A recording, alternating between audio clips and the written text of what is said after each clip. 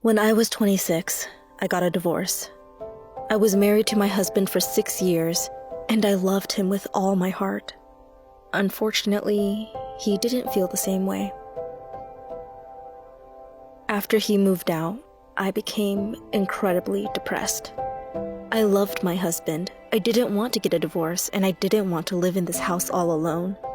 A few months after we'd separated, I finally gave up and signed the divorce papers. I was so sad that I couldn't spend another minute in this empty house. So I did something that I'd never done before. I went to a bar. It was late at night, and most of the bar was empty. I only had a few drinks. I never drink. So I spent most of my time chatting with the bartender.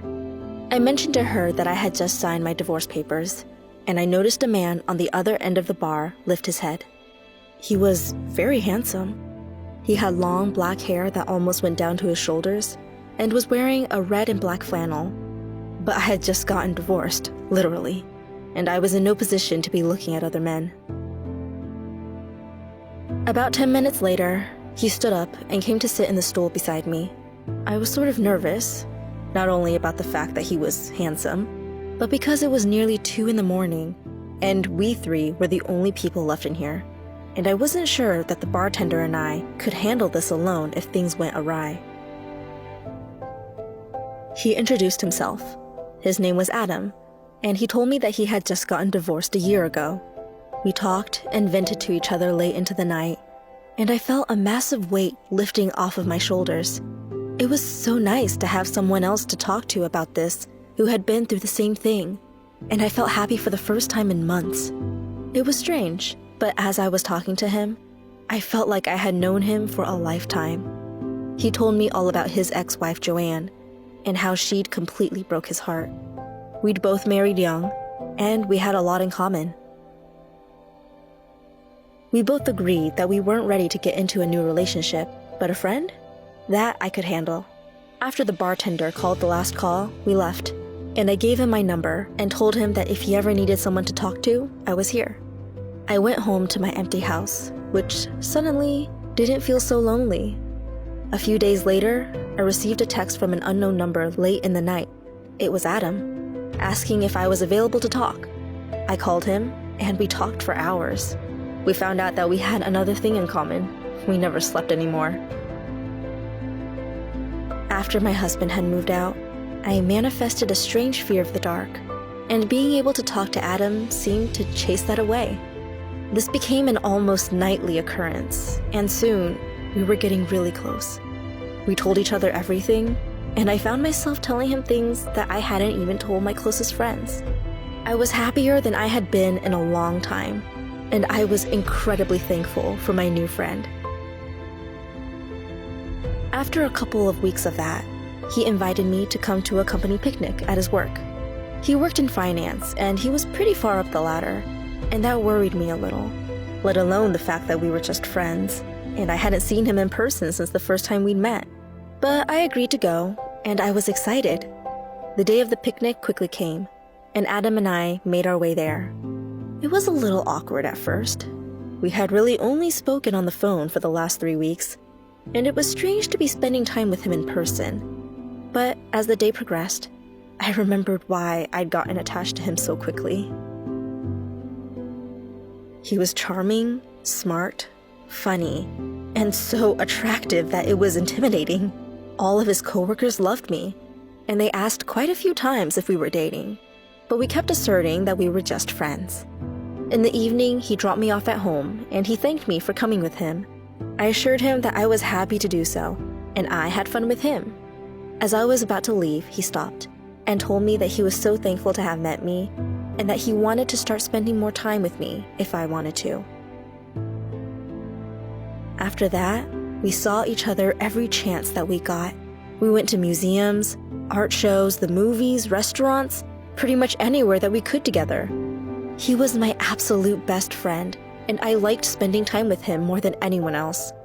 And surprisingly, we were still just friends. But I couldn't deny that I was starting to develop some feelings for him. I didn't mean to, but we were so close, and he was so sweet to me that it was almost impossible not to. After we had been friends for about 6 months, Adam got a huge promotion at work. His company threw him a fancy gala to celebrate, and he invited me to go as his date. I was so excited. This was finally my chance to see if this friendship could be anything more. After my husband left me, I thought that I'd never be able to love again. And now I had hope. I felt like a teenager again, and I couldn't wait to celebrate my best friend and his amazing achievements.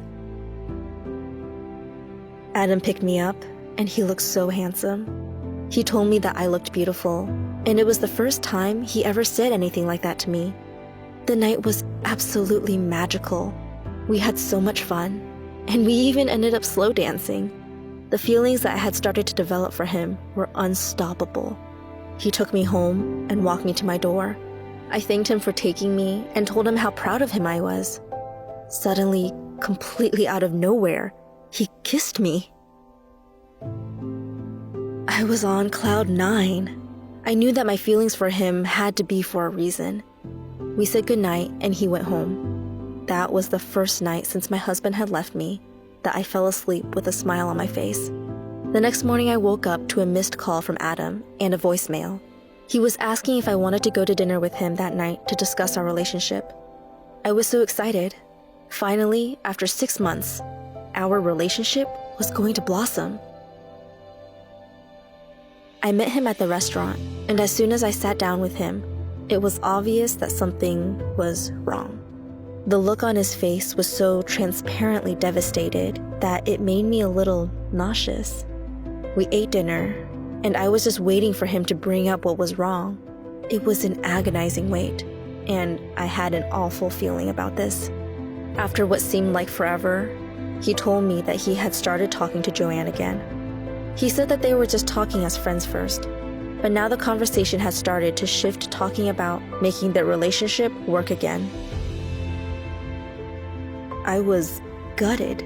I felt like someone had punched me in the stomach, but I put on a happy face. I told him that I was happy for him and that I would be there to support him. Then, with tears in his eyes, he told me that Joanne wasn't okay with our friendship and that this would be the last time that he'd be spending time with me. I didn't even know what to say. I was so shocked. How could he do this to me? Why would he kiss me if he was trying to work things out with his ex-wife? I asked him why he did it, and he said that he had to do it at least once. I was angry, confused, and absolutely heartbroken. The last thing that I asked him was if he cared more about her than me. I know that I shouldn't have, but I couldn't help it. He just nodded. He couldn't even look at me anymore. The last thing that I said to him was that I hoped that he found happiness, and I left. That was the last time that Adam and I spoke. It was about 4 years ago now, and I still think about him every single day. He and Joanne are still together, but I don't know how they're holding up. I was so angry at him at first that I hoped that Joanne broke his heart again. I was hurt, and I wanted him to hurt just as badly. But now, all I wish is that Adam's happy. He brought me so much joy into my life when I needed it the most, and I still cared about him. And he taught me a valuable lesson, that maybe sometimes, certain people are only meant to be in our lives for a short period. Maybe some people come into our lives to help heal us, and then they leave us. But I can't help but wish that someday, Adam and I will make our ways back to each other.